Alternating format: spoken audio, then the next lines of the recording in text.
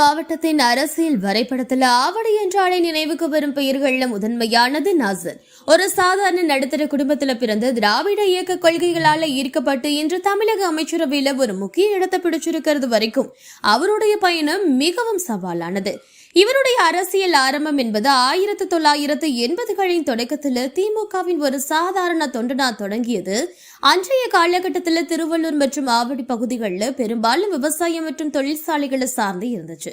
இந்த சூழ்நிலையில அடித்தட்டு மக்களின் குறைகளை கேட்டு அவர்களுக்கு தேவையான அடிப்படை வசதிகளை செய்து கொடுப்பதன் மூலம் மக்கள் செல்வாக்க பெற தொடங்கினாரு. இவருடைய துடிப்பான செயல்பாடுகளை கண்ட திமுக தலைமை இவருக்கு ஆவடி நகர்மன்ற உறுப்பினர் பதவியில போட்டியிட வாய்ப்பளிச்சாங்க. அந்த வாய்ப்பை மிக சரியா பயன்படுத்திக்கிட்ட நாசர் வார்டளவில் மக்களோட நெருங்கிய தொடர்பை ஏற்படுத்தினாரு. அதன் தொடர்ச்சியா ஆவடி நகரமன்ற தலைவரா பொறுப்பேற்ற போது அந்த நகராட்சியின் உள்கட்டமைப்பு வசதிகளை மேம்படுத்துறதுல பெரும் பங்காற்றினாரு. குறிப்பா குடிநீர் விநியோகம், தெருவிளக்குகள் மற்றும் கழிவுநீர் மேலாண்மை போன்ற அடிப்படை பணிகள்ல அவர் காட்டிய தீவிரம் ஆவடி நகர்ல திமுகவின் கோட்டையா வலுவாச்சு.